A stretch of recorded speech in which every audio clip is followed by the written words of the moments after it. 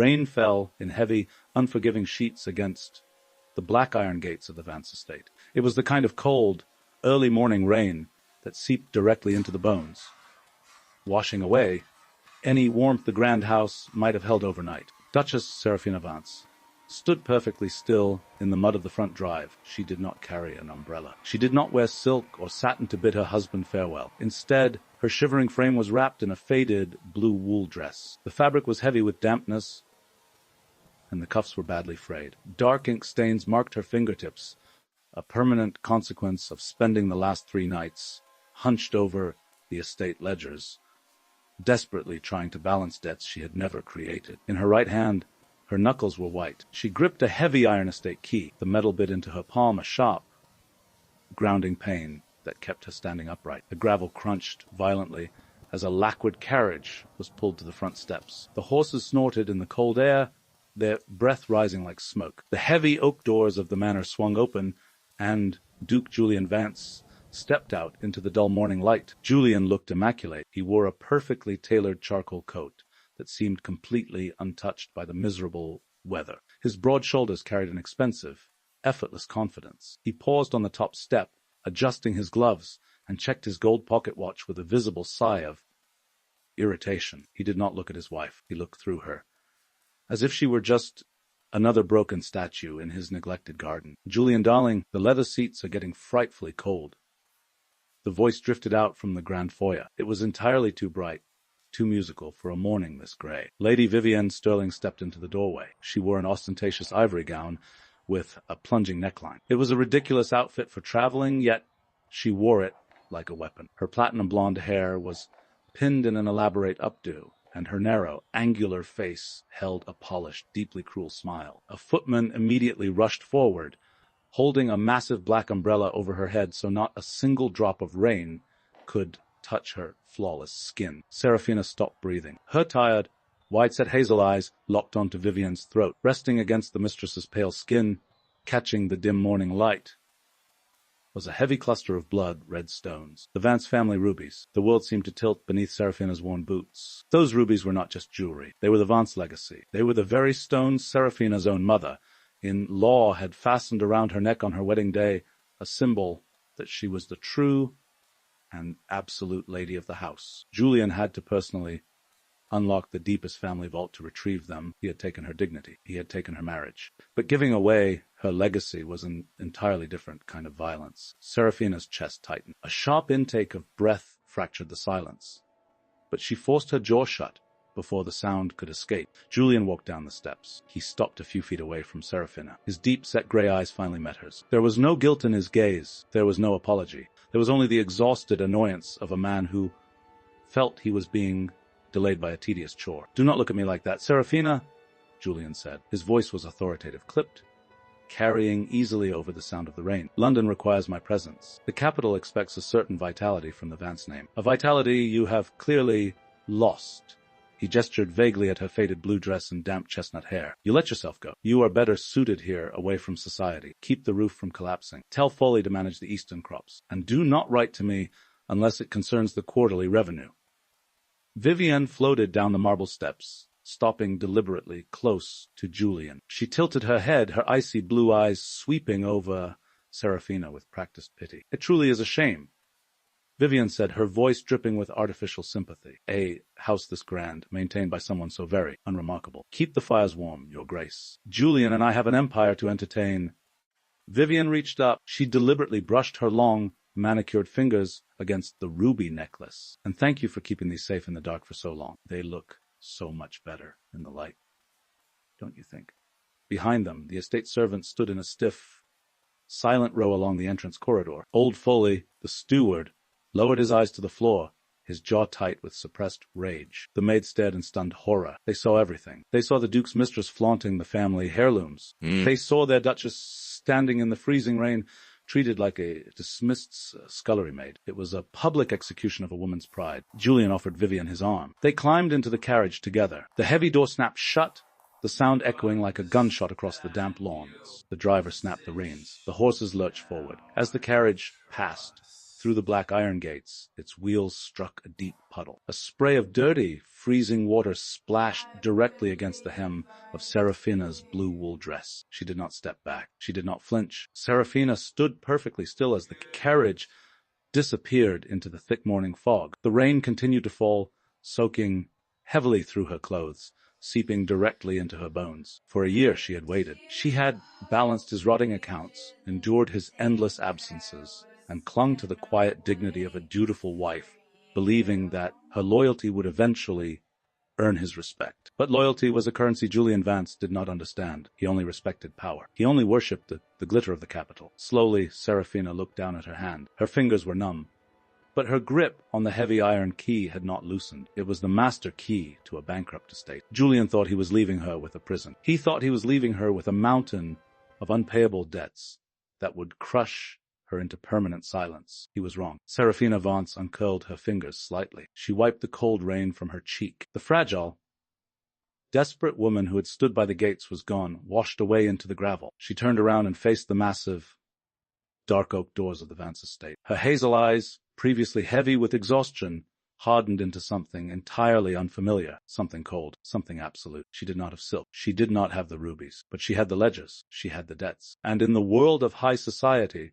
the one who owns the debt owns the crown. The room that laughed at her would soon learn the exact price of their amusement. The heavy oak doors of the manor closed with a hollow thud, sealing out the sound of the freezing rain, but the cold followed Duchess Seraphina Vance inside. It clung to the damp wool of her faded blue dress, creeping up her spine and settling deep into her chest. She stood alone in the vast marble foyer. The silence of the Vance estate did not feel peaceful. It felt like a held breath. It was the heavy, suffocating quiet of a house that had been stripped of its life, leaving only a magnificent, echoing shell. Slowly, her boots leaving faint, wet footprints against the polished stone, Seraphina walked toward the grand dining room. The room was designed to seat 40 guests. Towering windows lined the western wall, though today they offered nothing but a view of the relentless, gray storm outside. Above the endlessly long mahogany table hung a massive crystal chandelier. Its unlit prisms caught the dull morning light,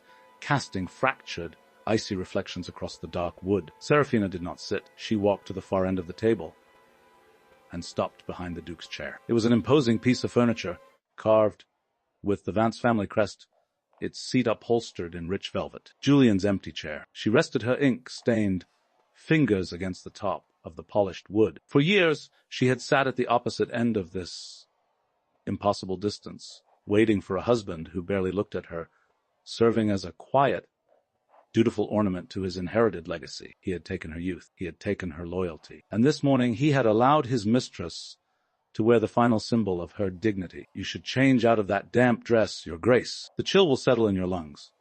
Seraphina did not turn around. She recognized the low, gravelly voice of Foley, the estate's head steward. He was an older man with tired eyes and a fiercely loyal heart, one of the few people in the house who truly understood the weight Seraphina carried. The cold keeps me awake, Foley, Seraphina said, her voice perfectly steady. And we cannot afford to sleep today. Bring me the morning post. Foley hesitated in the doorway, holding a thick stack of envelopes and a heavy, brass-bound estate ledger. His jaw tightened. He had stood in the corridor and watched the Duke's carriage leave. He had seen the ruby necklace on Vivienne Sterling's throat, your grace. Foley began, his voice fracturing slightly with suppressed anger. What the Duke did today, what he allowed that woman to do. We will not speak of London, Foley. Seraphina interrupted. Her tone was not harsh, but it carried an absolute, ringing finality that stopped the steward in his tracks. She finally turned to face him. Her hazel eyes were wide, dry, and terrifyingly calm. London is a disease. We are the ones left to manage the symptoms. Put the ledger on the table. Foley stepped forward and placed the heavy book under the unlit chandelier, right in front of the Duke's empty chair. He set the stack of letters beside it. Every single envelope carried the red wax seal of a bank or a creditor. It is worse than we calculated last night, your grace. Foley said, his tone shifting back to grim professionalism. The Duke's latest withdrawal cleared the remaining reserves. He has drawn massive lines of credit against the eastern farmlands to fund his London residence. The jewelers, the tailors, the carriage makers, they are all demanding immediate payment. Seraphina reached out and opened the brass-bound ledger. She turned the pages with her ink-stained fingers, her eyes scanning the columns of numbers. The reality was stark and undeniable. He did not leave me here to manage the estate. Seraphina murmured, the realization forming quietly in the cold air. He left me here to answer the door when the bailiffs arrived. He handed me the key to a sinking ship so he could dance on a yacht in the capital. She looked down at her right hand. Her palm was bruised from gripping the heavy iron estate key so tightly. It was supposed to be a symbol of her authority as the Duchess. Instead, it was a heavy, rusted anchor meant to drag her down with his failures. We could sell the remaining silver. Foley suggested, though he sounded defeated. We could dismiss half the staff. It might buy us 2 months? No. The single word cut through the room like a blade. Seraphina released her grip on the iron key. She placed it deliberately on the mahogany table. The heavy metal made a sharp, definitive clack against the wood. She reached deep into the hidden pocket of her damp wool dress. She did not pull out a handkerchief to wipe away tears. She pulled out a small, worn leather-bound ledger with a silver clasp. It was her personal ledger, the only thing she had brought with her when she married into the Vance family. Foley watched in silence as she unfastened the silver clasp and opened the book. The pages inside were filled with her own precise, elegant handwriting. Before my mother passed, she secured a private dowry, Seraphina said, her voice dropping to a low, measured rhythm. A merchant's safeguard. It was hidden from the marriage contracts, untouchable by the Duke. I have spent the last 3 years watching Julian bleed his own legacy dry, holding on to this money, in case we needed to survive a complete collapse. She ran her thumb over the final balance. It was a staggering sum, more than enough to pay off the immediate threats. You will use it to clear the Duke's debts? Foley asked, his eyes widening with a mix of relief and profound sorrow. Your Grace, you cannot sacrifice your only security for a man who just humiliated you at your own gates. If you pay his debts, he will simply spend the money again. Seraphina slowly looked up from the silver, clasped ledger. The fragility that had haunted her face for a year was entirely gone. In its place was a cold, calculating brilliance that made the old steward hold his breath. I have no intention of paying his debts, Foley, Seraphina said quietly. She closed the leather book. The silver clasp snapped shut with a sound like a lock clicking into place. If I pay the bank, Julian is free, she explained, the plan solidifying in her mind with terrifying clarity. But if I use anonymous proxies to purchase the promissory notes from the creditors, if I buy the mortgages on the eastern farmlands, if I acquire every single piece of paper that holds the Vance name. Foley stared at her, the reality of her words slowly dawning on him. The air in the grand dining room suddenly felt charged, electric. You become the bank, Foley whispered. I become the absolute owner of the ground he walks on. Seraphina corrected softly. She stood up taller. The damp wool dress no longer looked like the garment of an abandoned wife.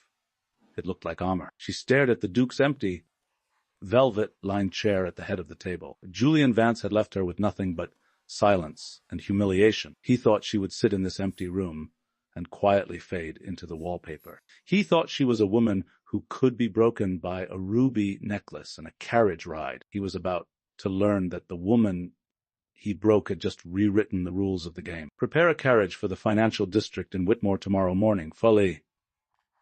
Seraphina commanded, her voice ringing with newfound, untouchable authority. We have debts to collect. Winter arrived at the Vance estate, not with a gentle snowfall, but with a bitter, biting frost that locked the ground in solid ice. The grand house, stripped of its usual army of servants and roaring fires, groaned under the heavy cold. In the capital, Duke Julian Vance was undoubtedly warming himself with expensive brandy and the polished laughter of Lady Vivian Sterling. But in the shadowed corridors of the estate, Duchess Seraphina Vance was entirely consumed by a different kind of fire. She did not retreat to her bedchambers to weep into her pillows. She moved her operations into the estate's ground floor study, a room Julian had not bothered to enter in years. She stripped the space of its decorative, heavy velvet drapes to let in the harsh, practical morning light. Every day, long before the sun crested the frozen eastern farmlands, Seraphina was already seated at the massive oak desk. Her hands, once soft and perfectly manicured to meet high society standards, were now perpetually stained with black ink. Foley, the old steward, became her silent general. Together they mapped out the bleeding arteries of the Vance family fortune. Julian had been reckless, but he had also been intensely arrogant. He had borrowed against the estate's most valuable assets. The eastern timber forests, the river mills, and the ancestral manor itself, assuming the Vance name alone, would forever protect him from the vulgarity of foreclosure. He had signed away pieces of his legacy to fund tailors, carriage makers, and the high society jewelers that kept Vivian's sterling glittering. On a Tuesday morning in late November, Seraphina ordered the estate's last functional carriage to be readied. The faded blue wool dress was now hidden beneath a heavy, dark charcoal cloak. It was not the delicate silk and fur expected of a duchess, but it was impenetrable to the wind. Tucked safely inside her coat, resting heavy against her ribs, was the leather-bound ledger with the silver clasp. The journey to the financial district in Whitmore took 4 grueling hours over frozen, rutted roads. The Royal Bank of Whitmore was an imposing building of grey stone and black iron bars, a fortress built to intimidate. When Seraphina walked into the grand lobby, the tellers and junior clerks exchanged pitying glances. They knew exactly who she was. They read the society papers. They knew her husband's reputation in the capital, and they expected a desperate, weeping woman coming to beg for a meager extension on the Duke's overdue loans. She was escorted into a mahogany, paneled boardroom that smelled heavily of cigar smoke, polished leather, and old paper. 3 senior bankers sat across from her. Abernathy, the head of the firm, offered a patronizing, sympathetic smile. "Your Grace." Abernathy began, his tone dripping with practiced condolence. "What understand the Duke's extended absence has placed you in a rather difficult position. However, the terms of the mortgages are quite strict. Emotion cannot rewrite a contract." Seraphina did not smile. She did not lower her eyes. She reached into her cloak, pulled out the leather ledger, and placed it firmly on the polished mahogany table. The silver clasp caught the dull light of the room. "I am not here to ask for an extension, Mix Abernathy." Her voice was calm, precise, and completely devoid of warmth. "I am here to purchase the Duke's debt." The patronizing smiles vanished instantly. The 3 bankers stared at her in stunned silence. Seraphina unfastened the silver clasp. She produced letters of credit drawn from the most secure merchant banks on the continent. The untouchable dowry her mother had hidden away from Julian's grasp. "You hold the promissory notes for the eastern farmlands, the river mills, and the main estate?" she continued, her hazel eyes locking onto Abernathy with a cold, terrifying brilliance. "I will buy them all, but the deeds and the debt will not be forgiven. They will be transferred. I am not paying Julian Vance's debts. I am acquiring them through anonymous proxies, if necessary, but the absolute ownership and the right to foreclose will transfer to the signature." For 2 hours, the men tried to outmaneuver her. They cited legal precedent.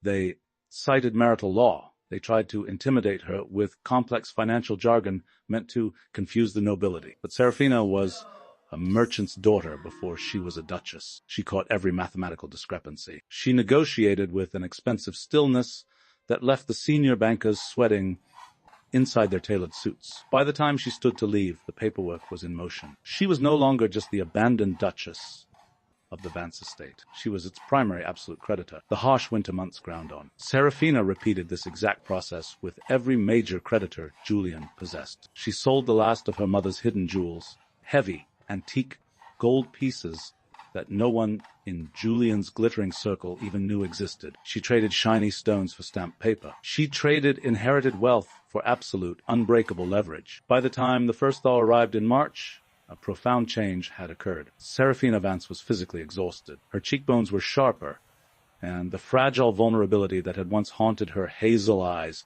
had hardened into an impenetrable shield. But her posture had completely transformed. She no longer walked through the echoing halls of the manor like a ghost, haunting her own life. She walked like a sovereign inspecting her territory. One evening, she stood alone in the grand foyer, listening to the melting snow dripping from the eaves. She looked down at the heavy iron estate, key resting on the hall table. Months ago, it had felt like a rusted anchor, a symbol of the rotting cage Julian had trapped her in. Slowly, Seraphina reached out and picked it up. The cold metal felt different against her ink, stained, calloused fingers. It no longer felt like a burden. It felt like a weapon. Julian Vance was still dancing in London, buying his mistress new gowns on credit, lines he assumed were still held by forgiving banks. He thought he was untouchable. He did not know that the quiet, unremarkable wife he had left standing in the freezing rain had spent the winter methodically buying the ground beneath his feet. He did not know that he was no longer a duke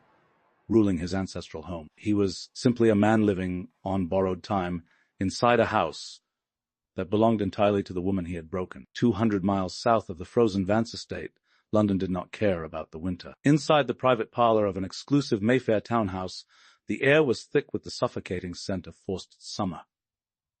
Hothouse lilies imported French perfumes, and the sharp, metallic tang of expensive champagne. Duke Julian Vance sat deep inside a velvet armchair, a half-empty crystal glass resting in his loose grip. He looked immaculate, as he always did. His charcoal tailcoat was flawlessly tailored, his boots polished to a mirror shine, and his broad shoulders carried the effortless posture of inherited nobility. But beneath the expensive veneer, a quiet rot was beginning to take hold. His jaw, usually set with absolute certainty, carried the rigid, aching tension of a man who knew the ground beneath him was crumbling, even if he refused to look down. You are brooding again, Julian. It ruins your profile, and it makes the room feel dreadfully heavy.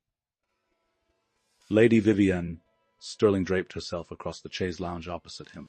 She wore an ivory silk dressing gown that cost more than the annual wages of 10 estate farmers combined. Around her pale throat, catching the amber light of the parlor fire, the Vance family rubies glowed like fresh blood. She touched them constantly. It was a habit of possession that had once charmed Julian. But now, it only reminded him of the price he was paying to keep her smiling. The creditors are becoming aggressively impolite.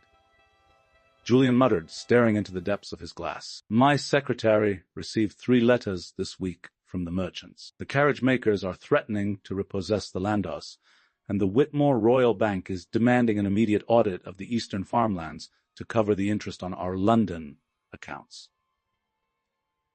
Vivienne sighed. It was a delicate musical sound of practiced boredom. She stood up, the heavy ivory silk pooling beautifully around her feet, and walked over to a silver tray. She poured herself a glass of wine, her movements slow, theatrical, and utterly unbothered by his panic. Then sell the dirt, darling, she said simply. Julian looked up, his brow furrowing in genuine shock. Sell the farmlands. Vivienne.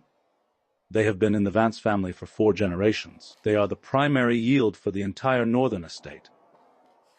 And what good is yield if it is trapped under the snow?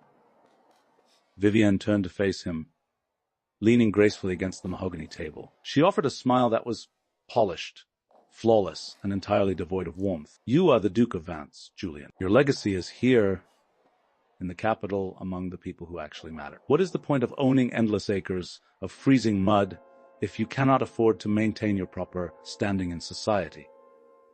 Julian stared at her. For a fleeting, uncomfortable second, the image of his wife standing in the freezing rain at the estate gates flashed across his mind. Seraphina, shivering in her faded blue dress, clutching that heavy iron key, while the carriage wheels splashed her with cold mud. He pushed the memory away with a surge of irritation. Seraphina was a manager, a quiet, unremarkable woman suited for counting sacks of grain and arguing with roofers. She did not understand the demands of real power. She did not understand what it cost to be relevant. The debt is incredibly complicated. Vivienne, the mortgages are tied to the main estate. I cannot simply carve off pieces of it, which is exactly why you should liquidate the entire northern property.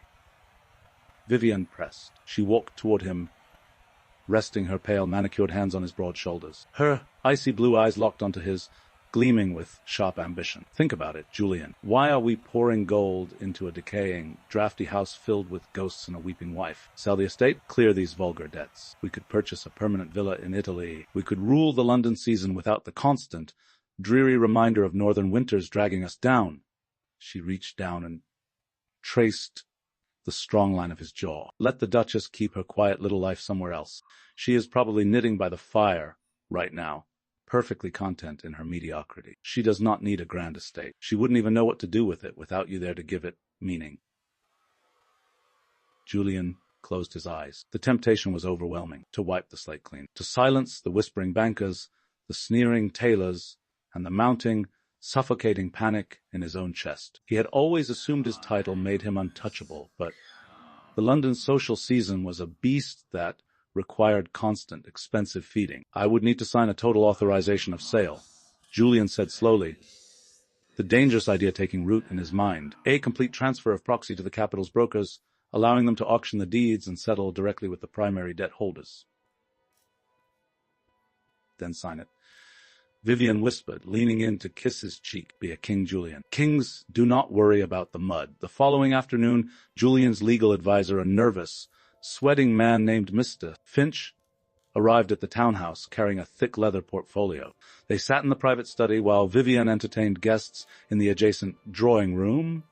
Her high, musical laughter drifting easily through the heavy oak doors. Finch placed a stack of thick vellum documents on the desk. His hands were shaking slightly. Your Grace, these are the proxy authorizations. Once signed, the brokers will have absolute authority to approach the primary debt holder of the Vance estate and negotiate a buyout or foreclosure. I must warn you, whoever holds the majority of these promissory notes will essentially dictate the terms of your surrender. They will own the house, the land, everything. It is the Royal Bank of Whitmore, Julian said dismissively. He pulled his gold pocket watch from his waistcoat, checking the time with an annoyed click. He had a luncheon at his gentleman's club in 40 minutes. Abernathy is a traditionalist. He will take the cash settlement and be done with it. Just prepare the papers. Finch hesitated, adjusting his wire-rimmed spectacles. There is an irregularity, Your Grace. The Whitmore Bank transferred the entirety of your debt portfolio 3 months ago. Julian froze. The gold watch snapped shut in his hand. The sharp click echoed loudly in the quiet study. Transferred to whom? An anonymous consortium. Finch replied, his voice dropping to a nervous whisper. A private holding company acting through a proxy. They have been quietly, methodically purchasing every single piece of Vance debt on the market. The farmlands, the river mills, the ancestral manor, even the outstanding accounts with your London jewelers. They bought it all. They hold everything. Julian felt a sudden cold prickle of unease at the base of his neck. Who represents them? The documents are signed under a blind proxy seal. Finch said, pointing a trembling finger at the bottom of the page, a private merchant account. But they have agreed in writing to accept the authorization of sale. If you sign this, Your Grace, you give them the immediate legal right to seize the property to cover the debts. Julian stared at the dotted line. The unease was sharp, but it was quickly buried by his sheer, blinding arrogance. It didn't matter who held the paper. Merchants were all the same. Greedy, predictable men who cared only for profit. They would sell the land, take their cut. And he would finally be free of the suffocating burden. He would have his capital, his mistress, and his unbroken status. He reached across the desk and picked up a heavy gold fountain pen. He did not read the fine print. He did not read the harsh stipulations of foreclosure. Duke Julian Vance signed his name with a violent, sweeping flourish. Don't, Julian said, tossing the pen aside. Let the anonymous merchants have their dirt. Send the dispatch to the estate immediately. Tell Foley to prepare the house for the new owners. And tell my wife she has 1 week to pack her bags. He stood up, adjusting his immaculate charcoal coat, feeling lighter than he had in an entire year. He walked back into the drawing room, where Vivienne was waiting, the Vance rubies gleaming victoriously on her chest. Julian smiled, completely convinced he had just secured his absolute freedom. He had no idea he had just signed his own execution order. He had just handed the absolute, irrevocable power of his destruction directly into the ink-stained hands of the quiet woman he had left standing in the rain. Spring did not simply arrive at the Vance estate. It was meticulously coaxed from the frozen earth. By late April, the heavy snows had melted, revealing the sprawling eastern farmlands bathed in pale, golden sunlight. For the first time in years, the estate did not look like a dying monument to a careless duke. It looked alive. Scaffolding leaned against the western wing where the slate roof was finally being repaired. Wagons loaded with fresh grain and timber rolled steadily up the gravel drive. The tenants, who had spent the last 3 years whispering fearfully about the Duke's looming bankruptcy, now walked with their heads held high. They did not thank Julian Vance for this resurrection. They knew exactly whose ink-stained hands had saved them. Duchess Seraphina Vance stood on the stone terrace, watching the workers in the distance. The bitter, trembling woman who had stood at the iron gates 6 months ago was gone. In her place stood someone forged in the quiet, brutal fires of survival. Your Grace. Foley's gravelly voice broke the morning silence. The old steward stepped onto the terrace, his posture straighter than it had been in a decade. The carriage from Whitmore has passed the outer lodge. Abernathy is here. Seraphina nodded slowly. Her breathing remained perfectly even. Show him to the inheritance reading room, Foley. Ensure the fires are lit. Half an hour later, The heavy oak doors of the reading room swung open. The space was designed for gravity and consequence, dominated by a long, polished walnut table that had witnessed generations of Vance family transfers. Abernathy, the senior banker who had once offered Seraphina patronizing sympathy, did not walk into the room with his previous arrogance. He paused at the threshold, removed his hat, and bowed deeply. Seraphina was seated at the head of the walnut table. She still wore a simple dark day dress, but the aura surrounding her required no expensive silk to command respect. Her hazel eyes were calm, calculating, and entirely impenetrable. Your Grace. Abernathy said, his voice carrying a nervous reverence. He approached the table and set down a heavy, black leather briefcase. The click of the brass locks echoed loudly in the quiet room. I bring the final dispatches from the capital. The execution of the proxy was a complete success. Hay opened the briefcase and withdrew a thick stack of vellum documents bound in red ribbon. Duke Julian Vance met with the capital's brokers 3 days ago.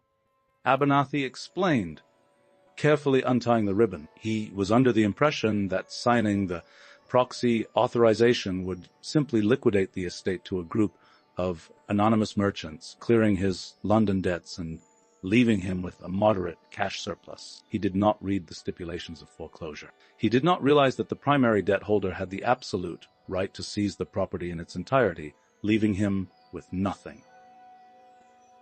Seraphina's expression did not change. Did he sign the transfer? With a single stroke of his pen, Abernathy confirmed. He slid the top document across the polished walnut wood. He surrendered the eastern farmlands, the river mills, the London townhouses, and the ancestral manor itself. The foreclosure is absolute. The law recognizes no margin for appeal. Abernathy reached into the briefcase one last time. He pulled out a single, heavy sheet of parchment. It was not bound in red ribbon. It was sealed with heavy gold wax and stamped with the Royal Crown's insignia. He placed it directly in front of Seraphina. The gold stamped deed, Your Grace, Abernathy said softly, stepping back, transferred from the anonymous holding company directly into your personal trust. The Vance Duchy no longer belongs to Julian Vance. As of this morning, you are the absolute, indisputable owner of everything.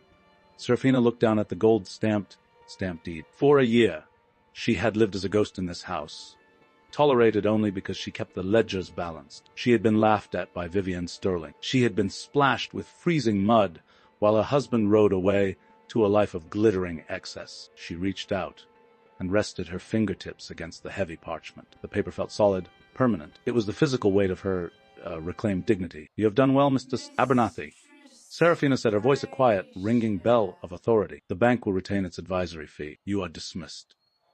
Abernathy bowed again, even lower this time, and backed out of the room. When the heavy doors clicked shut, Seraphina was alone. She did not weep with relief. She did not laugh. She slowly stood up from the walnut table, picked up the gold, stamped deed, and walked toward her private chambers. The time for faded wool and ink, stained fingers was over. The next morning, the household staff gathered in the grand foyer for their daily instructions. When the Duchess descended the grand staircase, the entire hall fell into a stunned, absolute silence. Seraphina had retired the frayed blue wool dress permanently. She wore a structured, midnight, blue velvet riding habit. The tailoring was flawless, hugging her graceful frame with sharp, military precision. A row of heavy silver buttons gleamed down the front of the jacket, catching the light from the high windows. Her chestnut waves, usually pinned back in a severe, hurried bun, were now arranged with immaculate, terrifying elegance. She wore dark leather gloves, hiding the calouses and ink stains she had earned over the bitter winter. The fragility was entirely gone from her face. Her wide, set hazel eyes held the cold, expensive stillness of a true monarch. Foley stared at her, his tired eyes widening in awe. He had served the Vance family for 40 years, but he had never seen anyone command the marble foyer quite like this. Your Grace, Foley managed to say, stepping forward. He held a sealed envelope on a silver tray. A dispatch rider arrived from London at dawn. It carries the Duke's seal. Seraphina paused at the bottom of the stairs. She took the letter with her gloved hand and broke the wax seal. It was a brief, carelessly written note. Julian's handwriting was rushed, arrogant. Seraphina, the estate has been sold to clear the accounts. The new owners will be taking possession shortly. You are to pack your belongings and vacate the premises by the end of the week. Return to your family in the north. Do not attempt to contact me in London. I have moved on to a life that suits my standing on Julian's.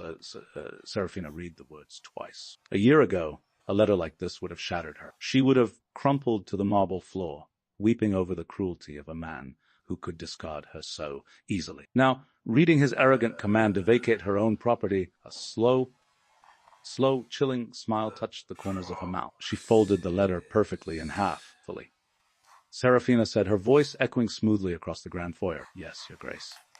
Instruct the staff to open the main gates. Prepare the guest chambers in the east wing, but remove the heating grates. Seraphina commanded, her eyes lifting to look out through the tall glass windows toward the long gravel drive. The Duke believes he has sold his past. He will be returning very soon to inspect his freedom.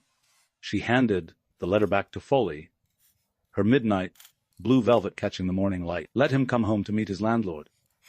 The journey back to the northern countryside was not as glamorous as Duke Julian Vance had planned. The creditors in London had frozen his primary accounts the moment the proxy of sale was enacted. To maintain appearances, Julian had been forced to hire a private carriage, assuring Lady Vivienne Sterling that a massive surplus of wealth awaited them the moment they finalized the handover at the estate. Inside the carriage, the atmosphere was tight. Julian stared out the window, his jaw clenched, his impeccable charcoal coat feeling slightly heavier than usual. The pressure of his London debts was breathing down his neck. He needed this sale. He needed the quiet, compliant Seraphina to simply pack her bags, hand over the estate keys to the bankers, and disappear into the northern mist so he could finally collect his gold. Vivienne sat opposite him, looking thoroughly bored. She wore a traveling gown of pale peach silk, entirely impractical for the dusty road, and the Vance family rubies rested securely against her throat. She touched the heavy stones with her manicured fingers, offering Julian a thin, reassuring smile. Do not frown, darling, Vivienne murmured, adjusting her lace gloves. But this afternoon, the house will belong to those anonymous merchants, and our accounts will be flush again. I only hope your dreary little wife has the decency to be gone before we pull into the drive. I cannot bear the sight of a weeping woman clinging to the banisters. Julian sighed, adjusting his collar. I sent the dispatch a week ago. Seraphina knows her duty. She has always been remarkably passive. She will have packed her faded dresses and left quietly. The carriage wheels left the muddy public road and crunched onto the long, private gravel drive of the Vance estate. Julian looked out the window, expecting to see the familiar sight of decaying fences and overgrown lawns. Instead, he blinked in genuine confusion. The estate was unrecognizable. The sprawling eastern lawns were perfectly manicured. The heavy stone fountains, which had been dry and cracked for 3 years, were flowing with clear, sparkling water. As they approached the main house, Julian saw that the western roof had been entirely replaced with pristine slate. The scaffolding was gone. The great oak doors gleamed with fresh polish, and the brass fixtures caught the bright spring sunlight. Well, Vivienne said, raising a perfectly arched eyebrow, it seems your anonymous buyers have already begun pouring their merchant gold into the mud. How incredibly efficient of them. Julian nodded slowly, though a faint, irrational prickle of unease touched the back of his neck. The buyers had moved too fast, but his arrogance quickly smothered the doubt. Of course they had repaired it. The Vance estate was a crown jewel. They were merely preparing it for its next chapter. The carriage halted before the grand marble steps. The heavy oak doors opened, but the reception was entirely wrong. There was no line of bowing footmen eager to welcome the Duke home. There was only Foley. The old steward stood at the top of the steps, his posture rigid, his tired eyes betraying absolutely no deference. He did not rush forward to open the carriage door. He simply waited. Julian stepped out, masking his irritation with practiced authority. He turned and offered his hand to Vivienne, who stepped down gracefully, ensuring the sunlight caught the rubies at her neck. Fully, Julian snapped, his voice echoing sharply across the pristine gravel. Where is the staff? And why are my trunks not being handled? The staff is engaged in the daily maintenance of the estate, Your Grace, Foley replied. His voice was perfectly polite, yet it carried a strange, hollow distance. As for your trunks, we were not instructed to prepare the master suites for overnight guests. Julian's face darkened. Guests, I am the Duke of Vance. I am here to meet the Whitmore bankers and finalize the liquidation. Where is the Duchess? Tell her to present herself immediately. I want to know why she is not already on the road back to her merchant father. The Duchess is waiting for you in the grand foyer, Foley said, stepping aside and gesturing toward the open doors. Vivian let out a soft, mocking laugh. "Now, Julian, she is probably standing in the hall, waiting to beg. Let us get this over with. I want to be back in London by the weekend." Julian took a sharp breath, squared his broad shoulders, and walked up the steps. He marched through the heavy oak doors, expecting the dim, suffocating silence of a decaying house. He expected to see a fragile woman in a wrinkled blue wool dress, clutching a handkerchief, shattered by the reality of her eviction. He stepped into the grand foyer, and then Duke Julian Vance stopped dead in his tracks. The marble hall was flooded with brilliant, pouring sunlight from the high windows. The air smelled of fresh lavender and lemon oil, rich with life. And standing at the base of the grand, curving staircase was not a broken, weeping wife. It was a queen. Duchess Seraphina Vance stood perfectly still. The faded, ink-stained wool was entirely gone. She wore a masterfully tailored midnight, blue velvet riding habit. It hugged her graceful frame with absolute military precision. A row of heavy silver buttons gleamed down her chest like armor. Her chestnut hair, once hurriedly pinned back, was arranged in a flawless, intricate crown of braids. Her hands were covered in dark, expensive leather gloves, but it was not the clothes that made Julian's breath catch in his throat. It was her eyes. The wide, set hazel eyes that had once looked at him with desperate, seeking loyalty were gone. The woman looking at him now possessed a cold, terrifying stillness. It was the expensive, untouchable calm of a monarch inspecting a minor trespasser on her land. Vivian stepped into the foyer beside Julian. Her mocking smile faltered for a fraction of a second as she took in Seraphina's appearance. But she quickly recovered, lifting her chin to display the family rubies. "Still here, Seraphina?" Vivian asked, her voice dripping with artificial sweetness. "Did you not receive the Duke's letter? The house has been sold. It is time for you to leave the grand stage to the people who can actually afford it." Seraphina did not look at Vivian. She did not even acknowledge the mistress's presence. Her gaze remained locked entirely on Julian. The silence in the foyer stretched, heavy and electric, until Julian finally found his voice. "Seraphina," Julian demanded, trying to inject his usual booming authority into the space. "What is the meaning of this theatrical nonsense? You are wearing riding velvet while the estate is being handed over to creditors." Whereas Abernathy. "The capital's brokers assured me the bankers would be here today to finalize my payout." Seraphina slowly descended the final step. Her leather boots made a sharp, deliberate sound against the marble. "Abernathy is here, Julian," Seraphina said. Her voice was not loud, but it carried a ringing, flawless resonance that commanded the massive hall effortlessly. "He has been waiting in the inheritance reading room for the past hour." Julian exhaled a sharp breath of relief, though his chest still felt strangely tight under her unwavering stare. "Good. Then let us dispense with the dramatic farewells. You will pack your remaining items. Vivienne and I will handle the final signatures." He stepped forward, intending to walk past her toward the western corridor. Seraphina did not move. She stood directly in the center of the foyer, blocking his path. She tilted her head slightly, her expression remaining perfectly, devastatingly serene. "You misunderstand your position today, Julian," Seraphina said softly. Julian stopped. The prickle of unease at the back of his neck flared into a sudden icy warning. "My position, fully," Seraphina called out, her voice calm and absolute. The old steward stepped immediately to her side. "Please escort our guests to the inheritance reading room," Seraphina commanded, her hazel eyes locking onto Julian with the crushing weight of a falling executioner's blade. "The Duke is eager to see the paperwork," he signed. "It would be a pity to keep him waiting for his own ruin." Before Julian could process the word guests, Seraphina turned her back on him. Her midnight, blue velvet swept gracefully across the marble as she walked toward the heavy oak doors of the reading room, leaving in her husband and his mistress standing frozen in the sunlight. The walk to the inheritance reading room felt entirely different than Duke Julian Vance had anticipated. He had expected to stride through the halls of his ancestors as a man shedding a heavy, unwanted burden. Instead, following the sharp rhythmic click of his wife's leather boots against the marble floor, he felt an invisible pressure building in the air. Seraphina moved with a fluid, terrifying grace. The midnight blue velvet of her riding habit caught the light from the high windows, projecting an aura of absolute command. She did not look back. She did not speak. She simply led them through the western corridor, past the towering oil portraits of past Vance dukes, who stared down from their heavy gold frames. Vivienne trailed slightly behind Julian, her peach silk traveling gown rustling loudly. She crossed her arms, shivering in the cool draft of the ancient hallway. "This is completely unnecessary," Vivienne whispered sharply to Julian, touching the ruby necklace at her throat, as if to reassure herself of her status. "She is just trying to draw out the humiliation. Have the bankers hand over the drafts in the foyer so we can leave. This house smells like old paper and regret." Julian tightened his jaw. "Let her have her final theatrical moment, Vivienne. Once Abernathy hands over the settlement, she will have no choice but to disappear. I am still the Duke of Vance until the ink dries."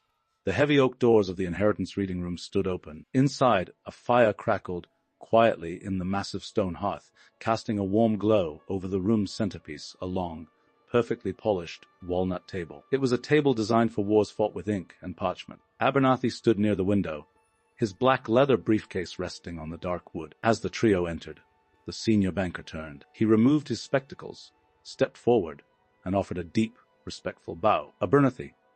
Julian barked, his voice loud and artificially confident, eager to reclaim his territory. "Excellent. I trust the capital's brokers transferred the funds without issue. I have a carriage waiting outside and zero patience for banking formalities. Present the settlement drafts."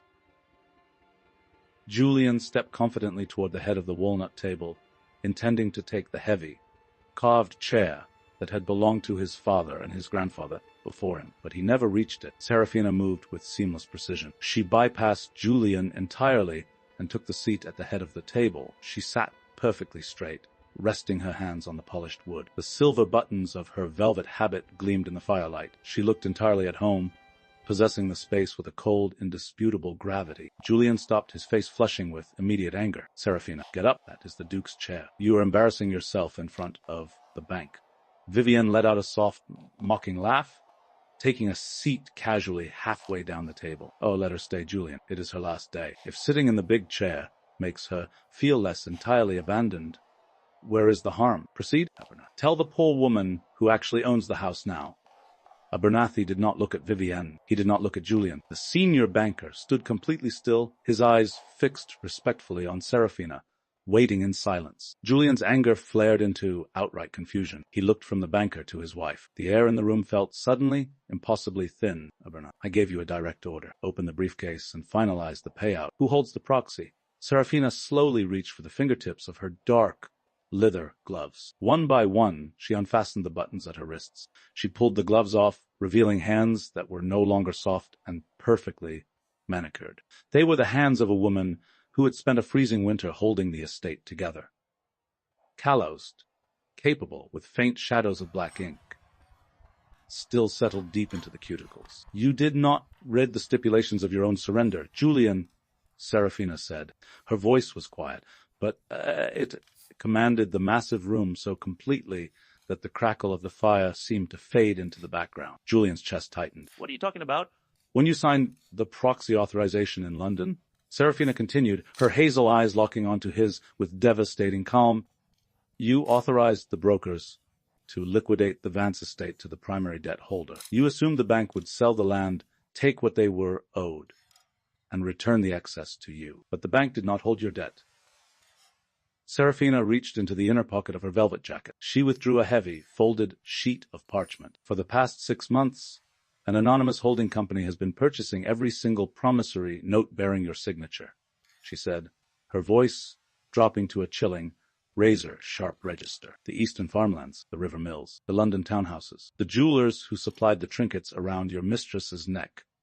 Vivienne's hand instinctively flew to the ruby necklace, her mocking smile finally faltering. "Whoever holds the debt holds the power of absolute foreclosure," Seraphina said. She placed the heavy parchment onto the polished walnut table. With a slow, deliberate movement, she slid it across the dark wood until it stopped directly in front of Julian. The heavy gold wax seal of the royal crown gleamed in the light. Julian stared at the document. His hands suddenly felt numb. He reached out with trembling fingers and unfolded the thick parchment. His eyes darted across the legal script, scanning the irrefutable terms of absolute foreclosure until they landed on the final line. The name of the primary debt holder, the name of the sole absolute owner of the Vance duchy, a Duchess Seraphina Vance. The silence that followed was not merely the absence of noise. It was a heavy, suffocating weight that crashed down upon the room, crushing the last remnants of Julian's arrogance into dust. Abernathy, Seraphina commanded softly, never breaking eye contact with her husband. For the benefit of our guests, clarify the Duke's current financial standing. Abernathy cleared his throat. He did not mask the finality in his voice. As of 9 o'clock this morning, Duke Julian Vance possesses no land, no properties, and no liquid assets. The foreclosure covers the entirety of his estate. He is legally bankrupt, Your Grace. Julian could not breathe. The blood drained entirely from his face, leaving his skin a sickly, ashen gray. He looked up from the gold, stamped deed, his eyes wide with a horrific, reality-shattering panic. He looked at the woman sitting in his father's chair. She was not the fragile, weeping wife he had left standing in the freezing rain. She was the architect of his absolute ruin. You, Julian choked out, his voice cracking, barely more than a ragged whisper. The realization hit him with the force of a physical blow. It was you. You bought the debt. I did not buy it. Julian, Seraphina corrected, leaning back into the velvet chair, her posture radiating an untouchable, chilling elegance. I reclaimed it. You tried to sell my home to fund your illusions. I merely ensured the house remained in the hands of someone who actually knows its worth. Vivian stood up so fast her chair scraped violently against the floorboards. This is absurd. She is a woman. She cannot hold the deeds to a duchy. Julian, tear that paper up. Arrest her for fraud. The funds utilized for the buyout originated from a private merchant dowry, securely protected under royal charter.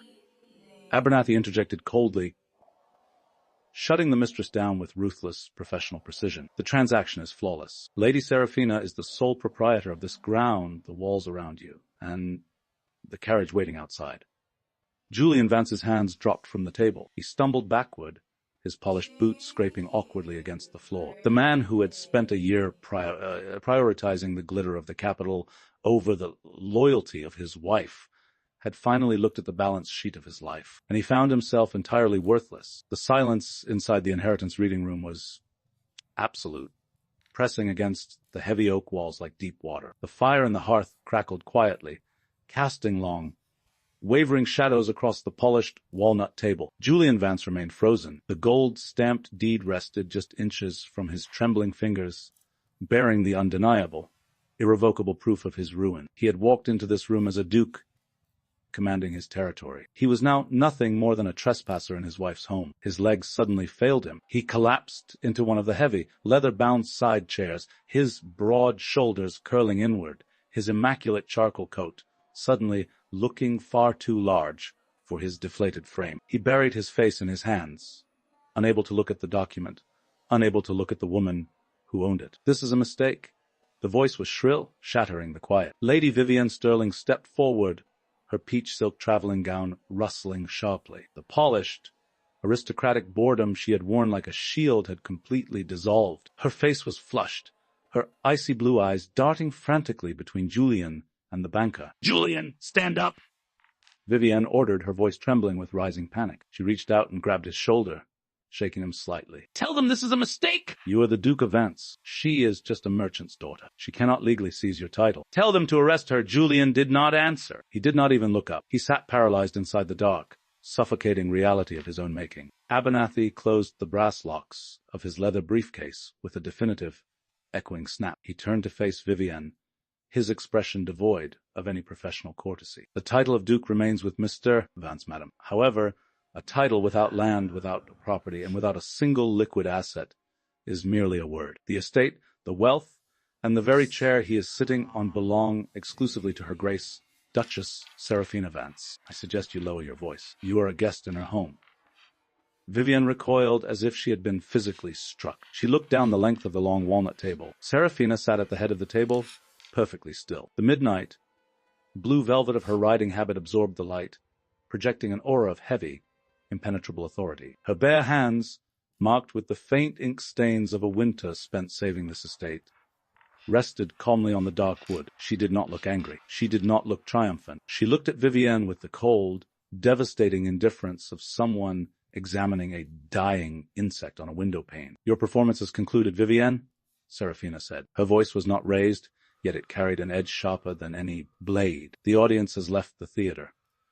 Vivian's chest heaved. Desperation clawed at the edges of her mind. She looked at Julian, who remained utterly broken, and realized with sickening clarity that the man she had attached herself to was entirely worthless. The wealth she had chased had just evaporated. But her vanity was a stubborn, deeply rooted disease. She lifted her chin, forcing a trembling, mocking smile, and placed her hand protectively over the heavy cluster of blood, red stones resting against her pale throat. "You may have stolen the dirt we stand on, Seraphina," Vivian hissed, her voice dripping with venom. "But you cannot erase the truth. Julian chose me. He gave me these rubies. He unlocked your precious family vault because he believed I was the only woman worthy of wearing them. You can keep your drafty halls and your freezing winters. I am leaving."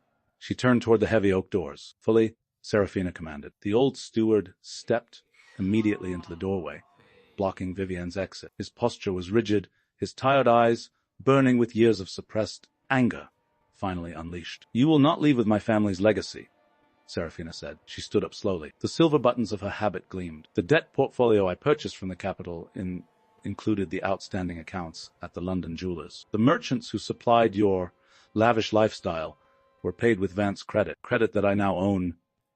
Vivian froze, her hand still clutching the necklace. Seraphina stepped away from the head of the table. She walked with slow, measured precision until she stood just inches from the trembling mistress. The height difference was negligible, but Seraphina's presence seemed to consume the entire room, casting a suffocating shadow over the woman in peach silk. "Those rubies belong to the Vance estate," Seraphina whispered, her hazel eyes locking onto Vivian's terrified blue ones. "Take them off, or I will have the estate guards remove them for you. I assure you they will not be gentle about it." Vivian's breath hitched. She looked back at Julian, silently begging him to intervene, to protect her dignity one last time. Julian Vance slowly lowered his hands from his face. His gray eyes were hollow dead. He looked at Vivian, looked at the rubies, and then looked away. He did absolutely nothing. A choke sob of pure humiliation escaped Vivian's throat. With shaking, clumsy fingers, she reached behind her neck. The heavy gold clasp resisted her trembling hands. It took 3 agonizing, utterly silent attempts before the lock finally gave way. She pulled the necklace away from her throat. She did not hand it to Seraphina. She dropped it onto the polished walnut table. The heavy stones made a sharp, brutal clack against the wood. "Get out of my house!"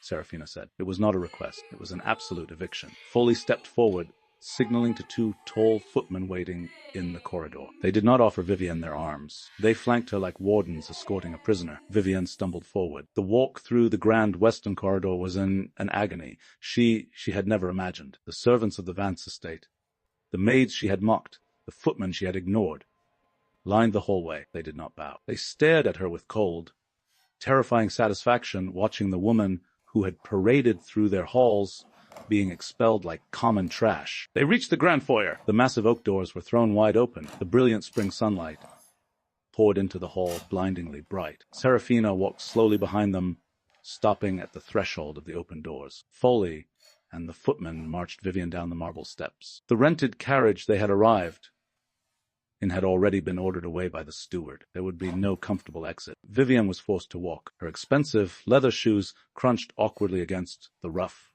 gravel.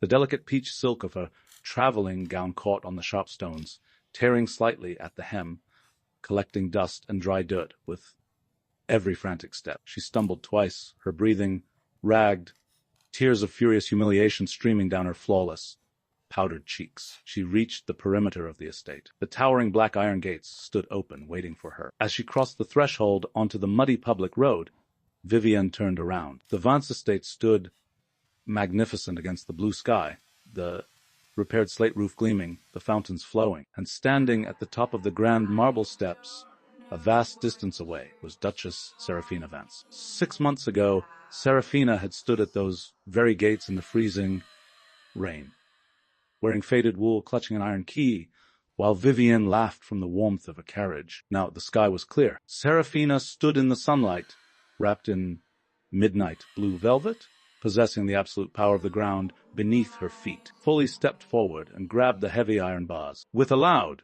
grinding metallic screech, he pulled the massive gates shut. The heavy iron lock engaged with a deafening clank. Lady Vivian Sterling was left standing entirely alone in the dirt, locked outside the kingdom she had tried to steal, with nothing but the torn silk on her back and the bitter taste of absolute ruin. The sound of the black iron gates locking echoed across the sprawling lawns of the Vance estate. It was a sharp, metallic finality that severed Duke Julian Vance from the glittering illusion he had chosen over his own wife. Duchess Seraphina Vance turned away from the grand foyer doors. She did not look back to watch Vivian Sterling walk through the mud. The mistress was no longer her concern. She was simply a bad investment that had been liquidated. When Seraphina returned to the inheritance reading room, the fire in the hearth had burned down to glowing embers.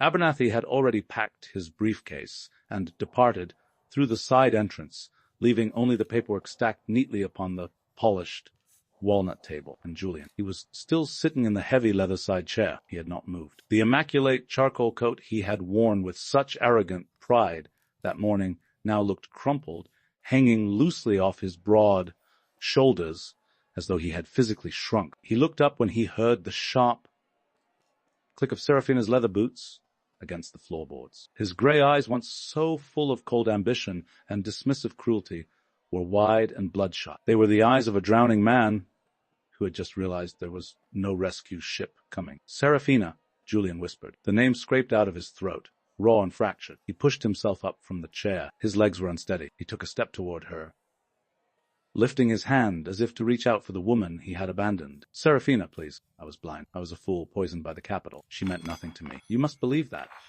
Seraphina did not step back. She did not need to. Her posture alone, straight, commanding, wrapped in midnight blue velvet, created an invisible wall of ice that Julian could not cross. Do not insult my intelligence, Julian, Seraphina said. Her voice was not raised. It was terribly, devastatingly calm. And do not diminish your own choices. You were not blind. You saw exactly what you were doing. You chose the glitter. You chose the cruelty. You chose to let her wear my family's rubies while you watched me stand in the freezing rain.